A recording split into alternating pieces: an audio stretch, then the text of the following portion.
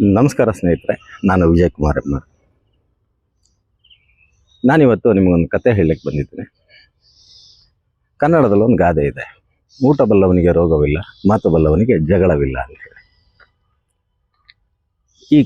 ಈ ಗಾದೆಯನ್ನು ಪ್ರೂವ್ ಮಾಡುವಂಥ ಒಂದು ಕಥೆಯನ್ನು ನಾನು ನಿಮ್ಮ ಮುಂದೆ ವ್ಯಕ್ತಪಡಿಸ್ತಾ ಇದ್ದೀನಿ. ಏನು ಹೇಳುತ್ತೆ ಈ ಕತೆ? ಮಾತು ಬಲ್ಲವನು ಎಂಥ ಕಷ್ಟದ ಪರಿಸ್ಥಿತಿಯನ್ನು ಬೇಕಾದರೂ ನಿಭಾಯಿಸಬಲ್ಲ ಅನ್ನೋ ಒಂದು ಕತೆ.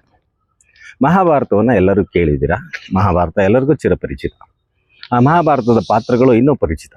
ಅದರಲ್ಲೂ Duryodhana, the villain of the story, Duryodhana. ಆ ದುರ್ಯೋಧನನ ತಂದೆ ಧೃತರಾಷ್ಟ್ರ. ಈ ಧೃತರಾಷ್ಟ್ರನಿಗೆ ಒಮ್ಮೆ ಯಾಕೋ ಆತಂಕ ಆಗುತ್ತೆ, ಮನಸ್ಸಿಗೆ ದೂಡ ಅನಿಸುತ್ತೆ. ಒಬ್ಬ ಜ್ಯೋತಿಷಿಯನ್ನು ತನ್ನ ಆಸ್ಥಾನಕ್ಕೆ ಕರೆಸ್ತಾನೆ. ಆ ಜ್ಯೋತಿಷ್ಯ ಬಳಿ ತನ್ನ ಜಾತಕವನ್ನು ತೋರಿಸ್ತಾನೆ. ಜ್ಯೋತಿಷಿ, ನೋಡು, ನನ್ನ ಜಾತಕವನ್ನು ನೋಡು, ಏನು ಹೇಳುತ್ತೆ, ನನ್ನ ಭವಿಷ್ಯ ಏನು ಹೇಳುತ್ತೆ, ನನ್ನ ಭವಿಷ್ಯ ಹೇಗಿರುತ್ತೆ ಅನ್ನೋದನ್ನು ಆ ಜ್ಯೋತಿಷಿಯನ್ನು ಕೇಳ್ತಾನೆ. ಆ ಜ್ಯೋತಿಷಿ ಅವನ ಜಾತಕವನ್ನು ನೋಡಿ ಒಂದೇ ಮಾತು ಹೇಳ್ತಾನೆ, ಅಯ್ಯೋ ರಾಜ ಧೃತರಾಷ್ಟ್ರ, ಎಂಥ ಕೆಟ್ಟ ಜ್ಯೋತಿಷ್ಯ ಮರೆಯ ನಿಂದು, ಎಂಥ ಕೆಟ್ಟ ಜಾತಕ ಮರೆಯ ನಿಂದು. ಇಂಥ ಕೆಟ್ಟ ಜಾತಕವನ್ನು ನಾನು ಜೀವಮಾನದಲ್ಲೇ ನೋಡಿಲ್ಲ. ನಾನು ಜಾತಕ ಹೇಳಲಿಕ್ಕೆ ಶುರು ಮಾಡಿ 30-40 ವರ್ಷಗಳಾಯಿತು. ಆ 30-40 ವರ್ಷಗಳಲ್ಲಿ ಇಂಥ ಕೆಟ್ಟ ಜಾತಕವನ್ನು ನಾನು ನೋಡೇ ಇಲ್ಲ.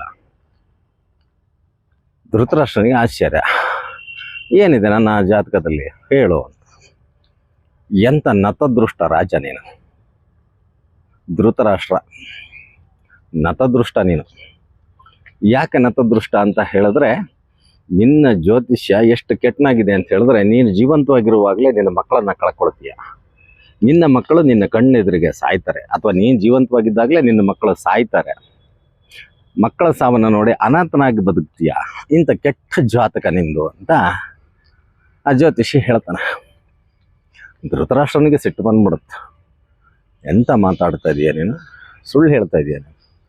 ನನ್ನ 101 ಜನ ಮಕ್ಕಳು ಎಂಥ ಮಕ್ಕಳು ಅಂತ ಹೇಳಿದ್ರೆ, ಅದರಲ್ಲಿ ದುರ್ಯೋಧನ ಒಬ್ಬನೇ ಸಾಕು. 100 ಆನೆಗಳನ್ನು ಸೋಲಿಸಬಲ್ಲ ಛಲ ಇರೋವಂಥವನು, ಬಲ ಇರೋವಂಥವನು. ಇಂಥ ಮಗನ ಇಟ್ಕೊಂಡು ನಾನು ನನ್ನ ಮಕ್ಕಳಕ್ಕಿಂತ ಮುಂಚೆ ಸಾಯ್ತಾನ, ಹೇಗೆ ಸಾಯ್ಲಿಕ್ಕೆ ಸಾಧ್ಯ? ನೀನು ಸುಳ್ಳು ಹೇಳ್ತಾ ಇದ್ದೀನಿ, ನಿನ್ನ ಜಾತಕ ಸುಳ್ಳು, ನಿನಗೆ ಹೇಳಲಿಕ್ಕೆ ಬರ್ತಾ ಇಲ್ಲ, ನೀನೇನೋ ಸುಳ್ಳು ಹೇಳ್ತಾ ಇದೀಯ ಅಂತ ಹೇಳಿ ಅವನಿಗೆ ಮರಣದಂಡನೆಯನ್ನು ವಿಧಿಸ್ತಾನೆ ಜ್ಯೋತಿಷಿಗೆ.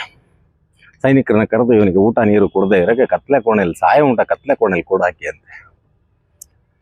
ಆದರೂ ಆ ಜ್ಯೋತಿಷಿ ಹೇಳಿದ ಮಾತು, ಮಗ ಬಲಶಾಲಿ ಇರ್ಬೋದು, 100 ಆನೆಗಳನ್ನು ಸೋಲಿಸುವ ಬಲ ಮಗನಲ್ಲಿರ್ಬೋದು, ಆದರೆ ಜ್ಯೋತಿಷಿ ಹೇಳಿದ ಮಾತು ಅವನ ತಲೆಯಲ್ಲಿ ಗುಯ್ಗುಡ್ತಾ ಇರುತ್ತೆ.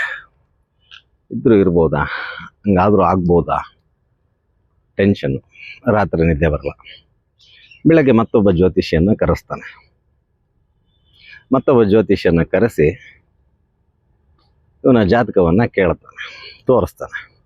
ನೋಡು, ನಿನ್ನೆ ಒಬ್ಬ ಜ್ಯೋತಿಷಿಯನ್ನು ಕರೆಸಿದ್ದೆ, ಅವನು ಈ ಥರ ಜಾತಕವನ್ನು ಹೇಳ್ದ, ನನ್ನ ಜ್ಯೋತಿಷ್ಯವನ್ನು ಹೇಳ್ದ, ಅವನಿಗೆ ಮರಣದಂಡನೆಯನ್ನು ವಿಧಿಸಿದ್ದೀನಿ. ನನ್ನ ಮಕ್ಕಳು, ನಾನು ಬದುಕಿರುವಾಗಲೇ ನನ್ನ ಮಕ್ಕಳನ್ನು ಕಳ್ಕೊಂಡು ನಾನು ಅನಾಥ ಆಗ್ತೀನಿ ಅನ್ನೋದನ್ನು ಅವನು ಹೇಳ್ದ. ಅದಕ್ಕೆ ನನ್ನ ಮಕ್ಕಳಿರುವಾಗಲೇ ನನಗೆ ಸಾಯಕ್ಕೆ ಹೇಗೆ ಸಾಧ್ಯ? ಸಾಧ್ಯನೇ ಇಲ್ಲ. ಹಾಗಾಗಿ ಜಾತಕವನ್ನು ನೋಡಿ ಹೇಳು, ಭವಿಷ್ಯ ಕರೆಕ್ಟಾಗಿ ಹೇಳು ಅಂತ ಕೇಳ್ತಾನೆ. ಈಗ ಜ್ಯೋತಿಷಿ ಹುಷಾರಾಗ್ತಾನೆ. ಮೊದಲೇ ಜ್ಯೋತಿಷಿ ಮರಣದಂಡನೆ ಆಗಿದೆ, ಈಗ ನಾನು ಸ್ವಲ್ಪ ಹುಷಾರಾಗಬೇಕು. ಈಗ ನಾನು ತಪ್ಪು ಹೇಳಿದ್ರೆ ನನಗೂ ಮರಣದಂಡನೆ ಕಟ್ಟಿಟ್ಟ ಬುತ್ತಿ ಅಂತ ಹೇಳಿ. ಸೊ ಈಗ ಯೋಚನೆ ಮಾಡ್ಲಿಕ್ಕೆ ಶುರು ಮಾಡ್ತಾನೆ ಜ್ಯೋತಿಷಿ. ನೋಡ್ತಾನೆ, ಅವನ ಜಾತಕವನ್ನು ನೋಡ್ತಾನೆ, ಮಹಾರಾಜನ ಜಾತಕವನ್ನು ನೋಡ್ತಾನೆ. ಮೊದಲನೇ ಜ್ಯೋತಿಷಿ ಹೇಳಿದ್ದು 100ಕ್ಕೆ 100 ಸತ್ಯ. ಏನು, ಇವನು ಧೃತರಾಷ್ಟ್ರ ಜೀವಂತವಾಗಿದ್ದಾಗಲೇ ಅವನ ಮಕ್ಕಳೆಲ್ಲರೂ ಸಾಯ್ತಾರೆ, ಇವನು ಅನಾಥ ಆಗ್ತಾನೆ ಅನ್ನೋದು 100ಕ್ಕೆ 100% ಸತ್ಯ. ಬಟ್ ಅದೇ ಜ್ಯೋತಿಷ್ಯವನ್ನು ಇವನು ಹೇಳ್ದ ಅಂದರೆ ಇವನಿಗೂ ಮರಣದಂಡನೆ ಫಿಕ್ಸು. ಅದಕ್ಕೆ ಹೇಳಿದ್ದು ನಾನು, ಮಾತು ಬಲ್ಲವನಿಗೆ ಜಗಳವಿಲ್ಲ. ಇವ ಮಾತು ಬಲ್ಲವನು ಯಾವ ಸಂದರ್ಭವನ್ನು ಬೇಕಾದರೂ ನಿಭಾಯಿಸಬಲ್ಲ ಅನ್ನೋದಕ್ಕೆ ಇದೊಂದು ಉದಾಹರಣೆ. ಈ ಜ್ಯೋತಿಷಿ ಹೇಳ್ತಾನೆ ಆ ಸನ್ನಿವೇಶವನ್ನು, ಮೊದಲನೇ ಜ್ಯೋತಿಷಿ ಹೇಳಿದ ಜಾತಕವನ್ನೇ ಇವನು ಹೇಳ್ತಾನೆ. ಆ ಜಾತಕ ಏನು ಹೇಳುತ್ತೆ ಅನ್ನೋದನ್ನು ಇವನು ಅದನ್ನೇ ಹೇಳ್ತಾನೆ, ಆದರೆ ಹೇಳೋ ರೀತಿ ಬೇರೆ ಆಗುತ್ತೆ. ಏನು ಹೇಳ್ತಾನೆ ಇವ? ಮಹಾರಾಜ, ಎಂಥ ಜ್ಯೋತಿಷ್ಯ ಮಾರಾಯ ನಿಂದು, ಎಂಥ ಜಾತಕ, ಇಂಥ ಜಾತಕ ನಾನು ಜೀವನದಲ್ಲೇ ನೋಡಿಲ್ಲ. ಅದ್ಭುತವಾದ ಜಾತಕ, ಇಂಥ ಒಳ್ಳೆ ಜಾತಕವನ್ನು ನನ್ನ ಜೀವಮಾನದಲ್ಲೇ ನೋಡಿಲ್ಲ ನಾನು. ಧೃತರಾಷ್ಟ್ರನಿಗೆ ಆಶ್ಚರ್ಯ, ಏನಿದೆಯಪ್ಪ ನನ್ನ ಜಾತಕದಲ್ಲಿ? ಎಂಥ ಆಯುಷ್ಯ ಮಾರಾಯ ನಿಂದು ರಾಜ, ನಿನ್ನಂಥ ಆಯುಷ್ಯ ಇರೋ ವ್ಯಕ್ತಿನ ನಾನು ಜೀವಮಾನದಲ್ಲೇ ನೋಡಿಲ್ಲ. ಏನಿದೆ? ಮಹಾರಾಜ ನಿನ್ನ ಜಾತಕ ಹೆಂಗಿದೆ ಅಂತ ಹೇಳಿದ್ರೆ ನಿನ್ನ ಮಕ್ಕಳಿಗಿಂತ ಹೆಚ್ಚಿನ ಆಯುಷ್ಯವನ್ನು ನೀನು ಪಡ್ಕೊಂಡು ಬಂದಿದೀಯ. ಇಂಥ ಒಳ್ಳೆ ಆಯುಷ್ಯ ಇರೋ ವ್ಯಕ್ತಿನ ನಾನು ಜೀವಮಾನದಲ್ಲೇ ನೋಡಿಲ್ಲ. ಆ ರಾಜನಿಗೆ ಖುಷಿ ಆಗ್ಬಿಡುತ್ತೆ. ಇಂಥ ಒಳ್ಳೆ ಜಾತಕನ ನಂದು, ಇಂಥ ಒಳ್ಳೆ ಆಯುಷ್ಯವನ್ನು ಪಡ್ಕೊಂಡು ಬಂದಿದ್ದೀನ ನಾನು, ಖುಷಿ ಆಗ್ತಾನೆ. ಅವನಿಗೆ ಬಹುಮಾನ ಕೊಟ್ಟು ಕಳಿಸ್ತಾನೆ. ಬಟ್ ತತ್ಪರ್ಯ ನೋಡ್ರಿ, ಮೊದಲನೇ ಜ್ಯೋತಿಷಿ ಹೇಳಿದ್ದು ಅದನ್ನೇ, ಎರಡನೇ ಜ್ಯೋತಿಷಿ ಹೇಳಿದ್ದು ಅದನ್ನೇ, ಆದರೆ ಹೇಳಿದ ರೀತಿ ಬೇರೆ. ನಿನ್ನ ಮಕ್ಕಳಿಗಿಂತ ಜಾಸ್ತಿ ಆಯುಷ್ಯ ಪಡೆದಿದೆಯಾ ಅಂದರೆ ನಿನ್ನ ಮಕ್ಕಳು ನಿನಕ್ಕಿಂತ ಅಲ್ಪ ಆಯುಷ್ಯರು ಅಂತ, ಅಂದ್ರೆ ನಿನಕ್ಕಿಂತ ಮುಂಚೆ ಸಾಯ್ತಾರೆ ಅಂತ. ರಾಜ ಬದುಕಿರುವಾಗಲೇ ಧೃತರಾಷ್ಟ್ರ, ನೀನು ಬದುಕಿರುವಾಗಲೇ ನಿನ್ನ ಮಕ್ಕಳು ಸಾಯ್ತಾರೆ, ನಿನಕ್ಕಿಂತ ಕಡಿಮೆ ಆಯುಷ್ಯವನ್ನು ಪಡ್ಕೊಂಡು ಬಂದಿದ್ದಾರೆ ಅನ್ನೋದನ್ನು ಸ್ವಲ್ಪ ಡಿಫ್ರೆಂಟಾಗಿ ಹೇಳ್ತಾನೆ ಅವನು ಎರಡನೇ ಜ್ಯೋತಿಷಿ. ಅವನಿಗೆ ಬಹುಮಾನವನ್ನು ಕೊಡುತ್ತಾನೆ ಧೃತರಾಷ್ಟ್ರ.